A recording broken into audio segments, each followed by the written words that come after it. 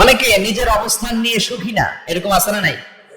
আল্লাহ আমার এটা দিল না রে, ওইটা দিল না রে, পাইলাম না রে, কিচ্ছু হয় না, কি করবো জীবন, হতাশ।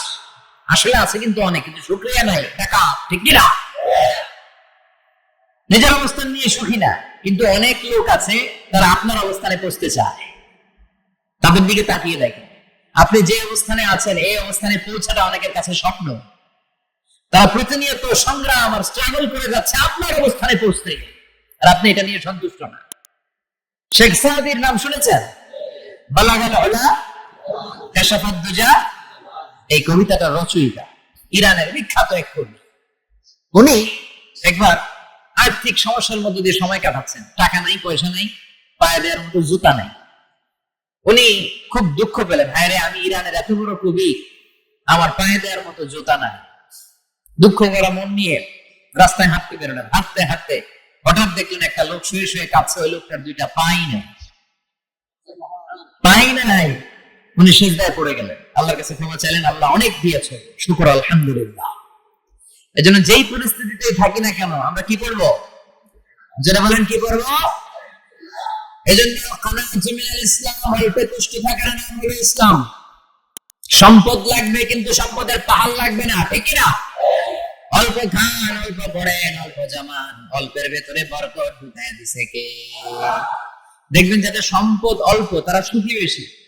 জরিপে এটা দেখা গিয়েছে, অনেক সার্ভেতে এটা এসেছে, যারা সম্পদশালী এরা দুঃখী বেশি, এদের দুঃখ বেশি, টেনশন বেশি। খুব স্বাভাবিক, টাকা যার বেশি রোগ তার বেশি, টাকা যার বেশি টেনশন তার বেশি, টাকা যার বেশি ঘরে শান্তি তার কম। আছে না নাই? ঘরের ভিতরে অশান্তি, ছেলে কথা শুনে না, ছেলে টানে গাঞ্জা, মেয়ে করে পরকিয়া। আছে না নাই? স্ত্রী কথা শুনে না, ভালোবাসা নাই, ঘরটা জাহান্নামের টুকরা। রোগ বালাই, এক একটা হসপিটাল বিল পরিশোধ করতে মাসে 5 লাখ 10 লাখ। আছে না নাই?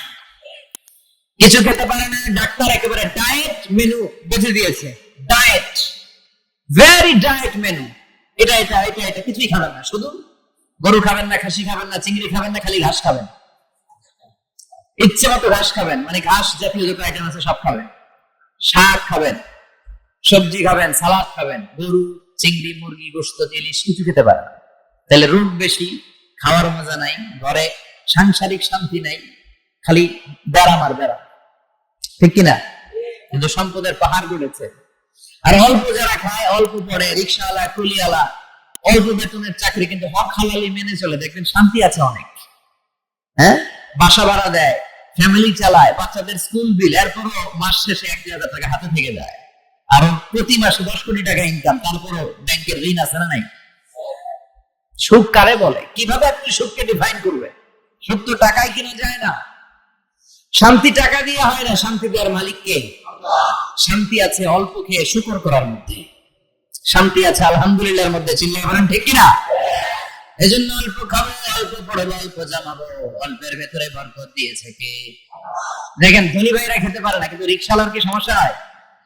রিক্সাওয়ালারা সব খেতে পারে, কুলিওয়ালা, দিনমজুর, এরা একেবারে স্লিম সুঠাম দেহি, মেদহীন পেট, পেটে কোনো মেদ নাই, বড়ি নাই।